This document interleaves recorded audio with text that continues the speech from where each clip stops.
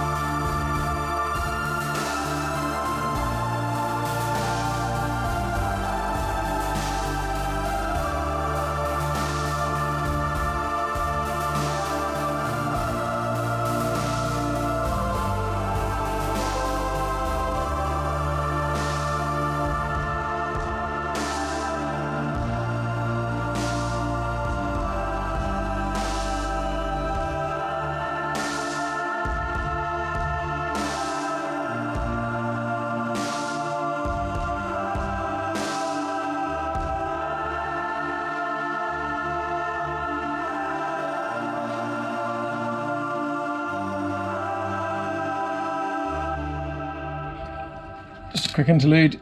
I was going to put the new brake lines in and on with the flexible hoses, but realized looking at the way the paint was sitting on these tabs here, I wasn't completely happy because it was very much like the rust in the back. So we had a quick look, specifically on this side. So specifically on this side we had a good look and thought, you know, let's just have a quick little check. Dug in, and sure enough, rusty. So cleaned up a little bit. We've cleaned that all up now. Just going to put some rusting caps later on. Just going to make sure that the new brake line doesn't get dirty or anything, paint on it. So we're just going to spray a bit on and yeah, while we're putting the paint on and waiting for it to dry, etc., we're going to run the subframe in. So let's get on and do this.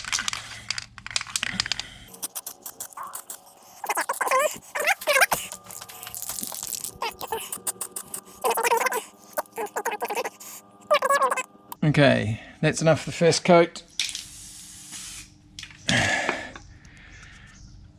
We'll be back in a bit. Right, in between putting the paint on those brake line holders, we're going to get the subframe lined up and underneath the car.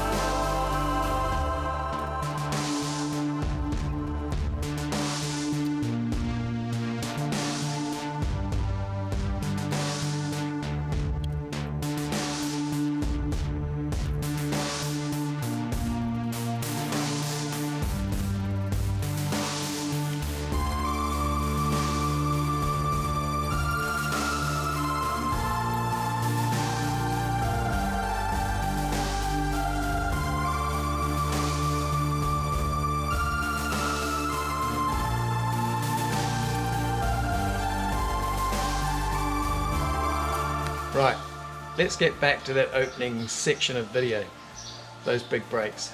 So we're going to have a quick look at them now. What? Oh gosh. Seriously, they are huge. I mean, seriously, look at my hand on that. Hang on, let me move the camera further away. That is humongous. Whoa, these things are huge.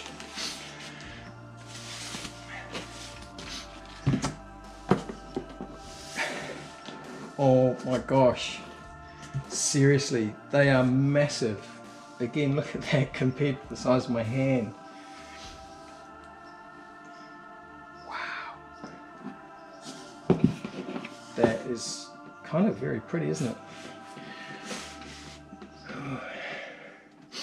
Wow, those things are humongous.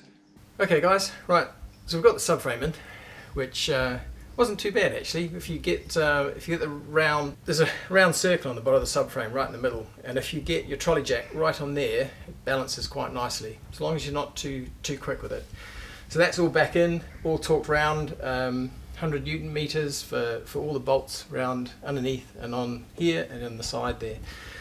So now, so we also run the brake line in, so new copper nickel brake line, so that's all in nice and tidy, ready to go. So what we'll probably do, so we've got space at the moment, might pop this brake line in, slightly different to the original ones, but obviously much nicer. They've come with the brake kit. So we'll run those in, then what we'll do is we'll get the coil over, put that back up in, we'll put the hub bearing onto the hub carrier, We've already put in the bushes here, and then we'll put this back up, start tightening it up, and we'll go and get that nice big brake kit and stick those on. And you can marvel at the size of these things. I still haven't got over how big these things are. Right, way you should worry about this.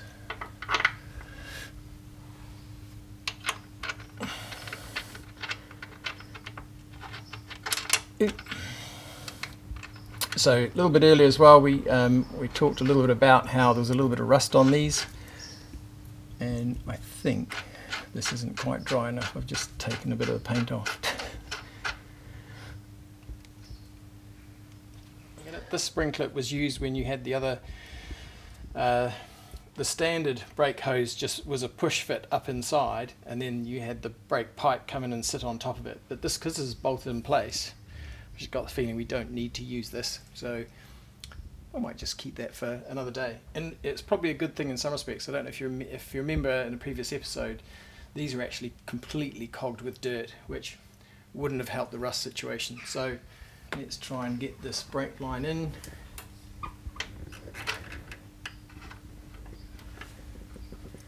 See if I can get that to thread nicely. Nice. Hopefully, if I'm right, size 11. One size I don't have.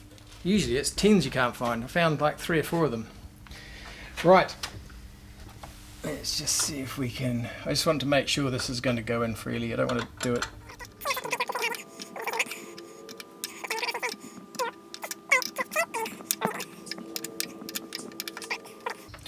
Okay, next thing. So because we've got to get the drive shaft in when we put all this in, we're going to put the hub on first. I might actually take the coilover out, otherwise it starts to get a bit heavy to lift up. So we're going to put the hub on so that we can button down these nuts, these bolts properly, and get them torqued up properly, because otherwise with the drive shaft in you can't get your spanners in there. Right.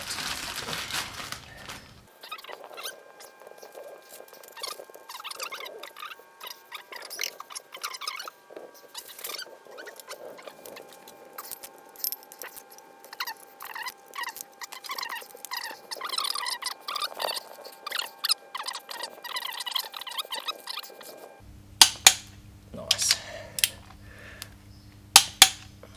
Will it fit in?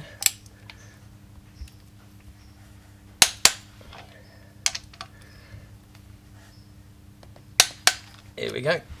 I think 56 was also the same. For the bottom ball joint as well. So 56, yeah. Okay, so that's in. That's good. Now we'll be able to get the drive shaft through. Right. What we'll do is we will put.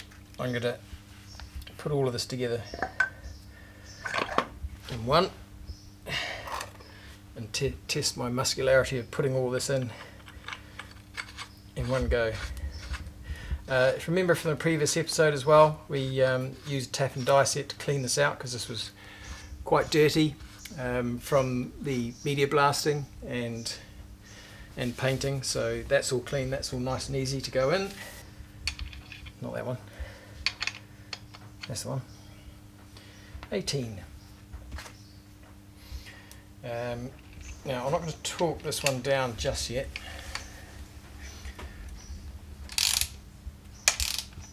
Just in case I need to do anything else. Not to mention I need to actually look up what the torque settings are for this. I haven't looked that one up yet. Okay, now we're going to try and get this up in here. So we'll get that drive shaft in hooked from there. Get this nut off. Notice this is the spacer that came with the Powerflex bushes, all because of the completely different geometry in the car now with the coilovers, starters, and then the fact that it'll be a lot lower.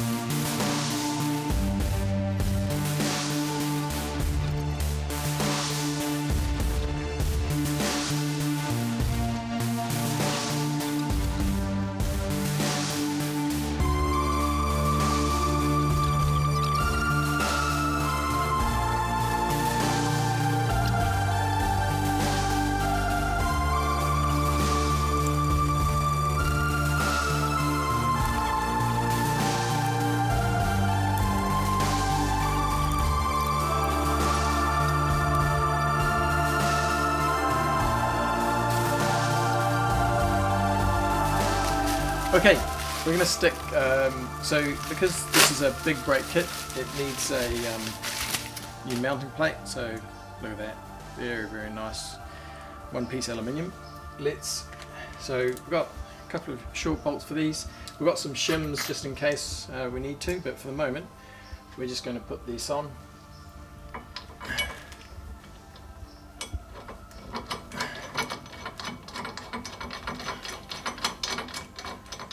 I have got the torque settings in the book, but that's not even going in. There we go, that's better. But we're just going to pop these on just for the moment so we can make sure everything's close to right, and we'll have to get a tool to make sure we've got everything sorted out before we go too far, because we may have to put some shims in here just to... Ow, keep catching my nail. I should grow my nails, should cut my nails. So yeah, may need to put some shims in there, so we'll see. Okay, that's there. Now we need this to hold the rotor on. Right, so for those of you who don't follow my Instagram or are not on my Facebook group Hyphens Classics, you wouldn't have seen these yet. So, but those who have, great. But if you haven't, be prepared. These things are huge. Okay. So these are from Yellow Speed, and I mean I've got big hands. I seriously do have big hands, and these are huge. These are massive. Look at that, and look at that. If these get hot, I will be impressed. I'm going to have to do some serious driving to make these things get warm, to be fair. So we're going to pop these on. So these are the floating disc style, hence why all these little bolts and clips and springs. So the disc will move and float slightly on the bell. Now, I know this will have to be cleaned as well. Obviously, this has oil on it, a bit of machine oil on it to keep it clean. But we're just going to fit this up. Oop. Make sure that doesn't drop. Now, there's an interesting thing for people. I regularly see this, and often sort of question it in my own head as to what's right. And I'm sure different manufacturers have possibly different ideas as to what's right and what's not. And that is the way that the grooves in the discs go. So I'm sure some of you will have seen the way these have gone on. So this is the second time I put grooved discs on this car. And the first manufacturer had in the instructions, they were to go forwards like this, so that is to face forwards. This manufacturer has also specified that this is the way they go, and I know some people do them the other way, which, because I've done them always this way, the other way looks wrong to me. I'm not saying it is, I'm not an engineer, but it's just an interesting question that I'm sure many people have discussed before. You guys can discuss it as well. Right, as you can see, that is massive, but there's still more massive to come.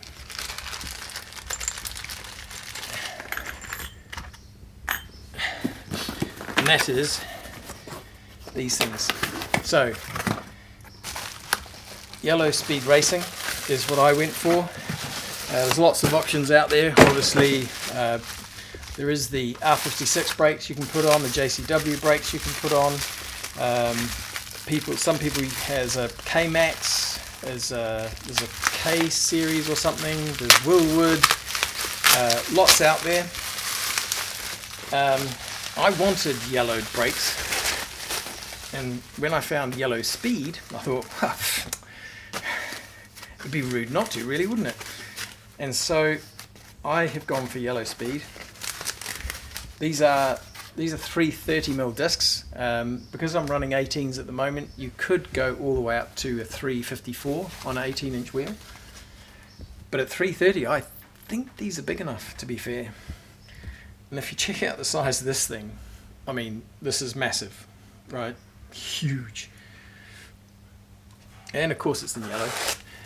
Now, I was on Facebook earlier today, and there was another guy, because I did post a picture of these, and there was another guy from, I think, was it the R53 Owners Club, who's got a pair of these in red and said they are amazing. So I can't wait to get these things on and use them. But for now, we're just going to sit this on so you can have a look and see what they look like.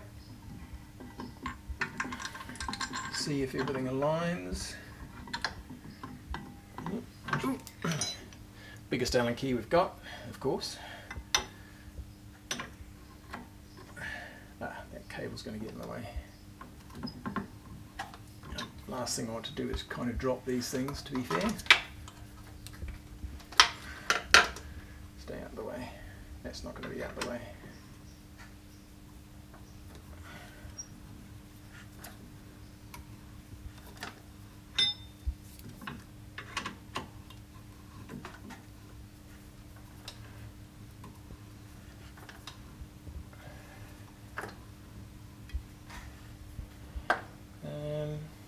I just wonder if I put them on the wrong side. I wonder if that's upside down. Could be. That could be upside down. Anyway, the point is right now for you to have a look. So I won't button this up tight because I've got a funny feeling I've put this on upside down. So this one probably belongs on the other side. And the reason I'm thinking that is because I'm looking at a sticker here that's upside down.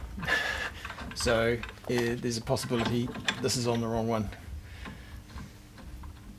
Anyway, we'll have a quick look and make sure, see if there's anything here that tells me I've got it around the wrong way.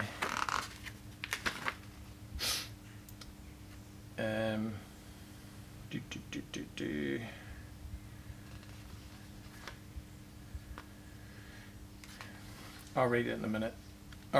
Anyway, the point is, I wanted to get those on coming up to the end of the video so you can see what they look like. Again, see next to my head, these things are freaking massive. And the next thing I'll have to try once I've buttoned this up is actually to see if my wheels sit over here and don't brush against the caliper. I've got this feeling that I might need to get a spacer on here, which be a bit annoying, more unsprung weight going on the front. But looking at the angles and shape of this here and looking at my wheels, I've got this feeling they're not going to quite make it. So we'll see what we get. But anyway, there they are. Thank you very much for watching, and we'll see you next time. Remember, like and subscribe. I hope you enjoyed this. This is going to take me weeks to get over these things. It really is. Take care for now, guys. See you later.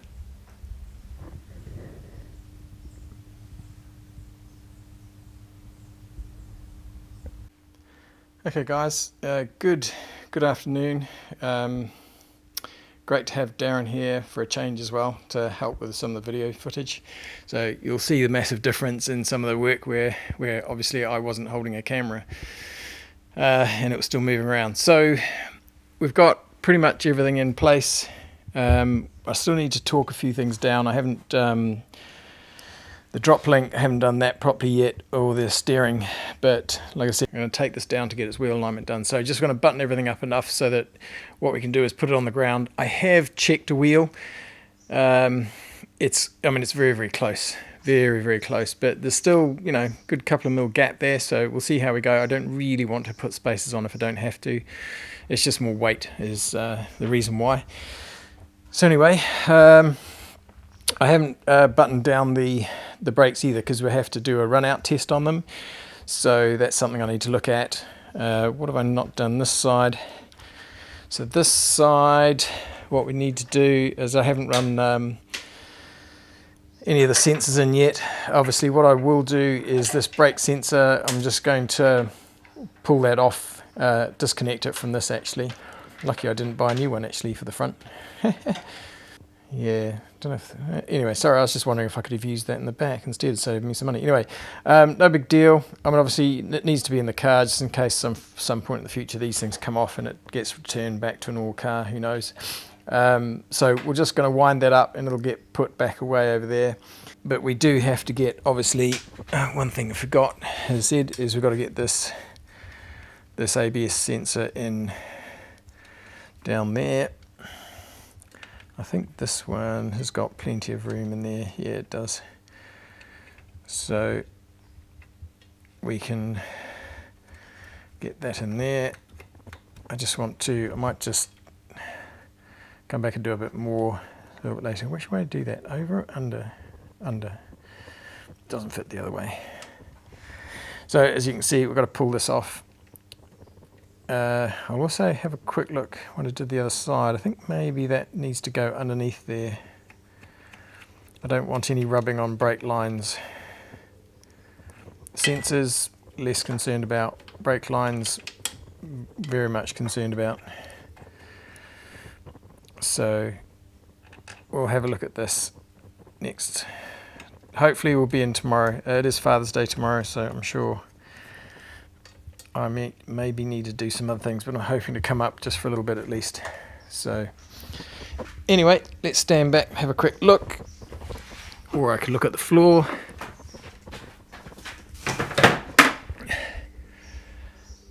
I mean, they're massive. They are completely massive.